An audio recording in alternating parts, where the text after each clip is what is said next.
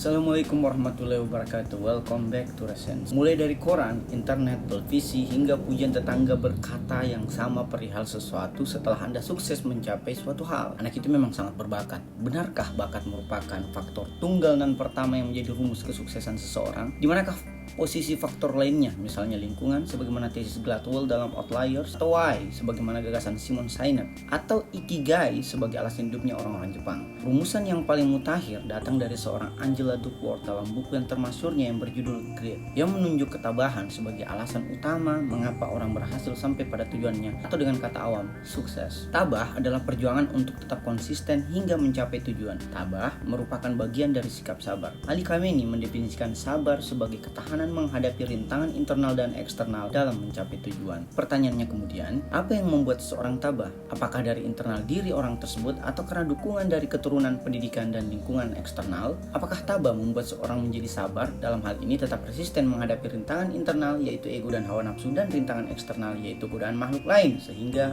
mencapai tujuan. Tabah membutuhkan kehadiran diri dalam setiap upaya. Artinya, komponen utama ketabahan adalah fokus atau sadar diri. Orang yang sadar diri tidak akan teralihkan oleh bakat. Betapa banyak orang yang berbakat tapi tidak fokus, apalagi tabah yang membuatnya gugur sebelum mekar.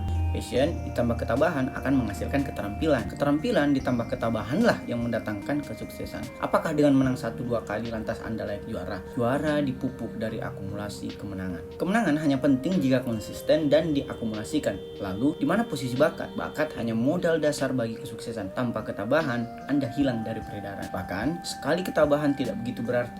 Ketabahan dapat pupus, dapat pula dipupuk agar ia tumbuh dan berkembang mengiringi kesuksesan Anda. Lebih lanjut, Duckworth membagi 2 jalan menumbuhkan ketabahan, yaitu dari dalam keluar dan dari luar ke dalam. Faktor internal berisikan 4 langkah, sementara faktor eksternal berisikan 3 langkah. Faktor internal dimulai dari minat, latihan, tujuan, dan harapan, sementara faktor eksternal diawali dengan pengasuhan, lapangan bermain, dan budaya.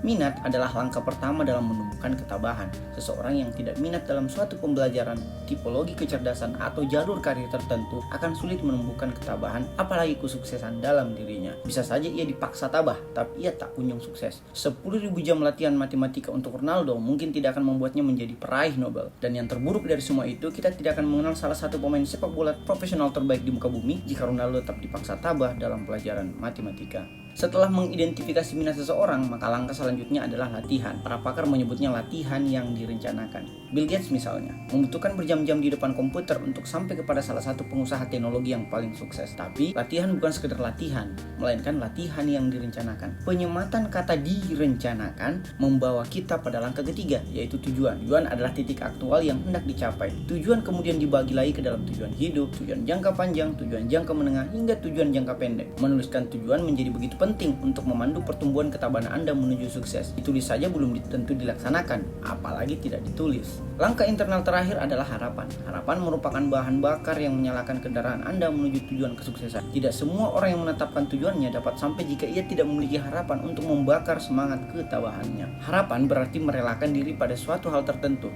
Karena harapan merupakan faktor internal, maka berharap pada faktor eksternal menjadi tidak relevan. Sekalipun faktor eksternal tersebut merupakan orang terdekat Anda sendiri. Satu-satunya tempat berharap terbaik dalam Al-Quran surat Al-Ikhlas ayat 2 adalah kepada Allah Subhanahu wa Ta'ala. Adapun langkah selanjutnya adalah upaya menumbuhkan ketabahan dari luar ke dalam. Faktor eksternal tersebut dimulai dari pengasuhan. Tentu akan sangat berbeda berlatih seorang diri dengan dipandu oleh seorang pelatih. Pelatih dapat saja orang tua Anda sendiri sebagaimana Einstein, ataupun guru dan pelatih profesional layaknya pelatih Bill dalam kesuksesan Larry Page dengan Google-nya. Salah satu kisah sukses di mana pelatih menjadi begitu sentral adalah bagaimana Dortmund dan Liverpool bangkit di bawah asuhan pelatih sekaliber Jurgen Klopp. Setelah menemukan pelatih sebagai pengasuh karir ketabahan Anda, saatnya menemukan lapangan bermain untuk menguji skor ketabahan Anda. Lapangan bermain bisa saja lawan tanding Anda, hingga turnamen yang menjadi panggung Anda menuju juara. Ingat, lawan yang tangguh membuat Anda semakin tangguh. Lawan bukanlah musuh yang harus dibenci atau dibunuh, karena lawan bertanding adalah kawan bermain, lawan berdebat adalah kawan berpikir, dan lawan politik adalah kawan demokrasi. Langkah penutup adalah menemukan budaya yang mendukung pertumbuhan ketabahan Anda, karena lingkungan dapat membuat ketabahan Anda pupus hingga terpuruk, dapat pula membuat terpupuk. Dapat membuat terbentur, dapat pula membentuk. Seorang yang dibesarkan dengan budaya orang-orang tabah pada gilirannya menstimulus benih ketabahan dalam dirinya. Transfusi ketabahan dalam budaya masyarakat tabah membuat langkah menumbuhkan ketabahan Anda menjadi menjadi paripurna.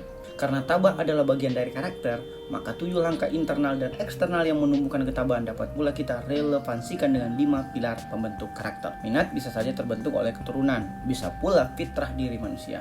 Harapan dan tujuan pun demikian, sedangkan latihan dan lapangan bermain dapat dibentuk oleh pendidikan dan kebiasaan. Itu artinya 7 langkah penumbukan ketabahan dapat pula dibentuk dari 5 pilar akhlak, fitrah atau naluri, keturunan, pendidikan, lingkungan, dan kebiasaan. Jadi, apa yang membuat seorang sukses mencapai tujuannya?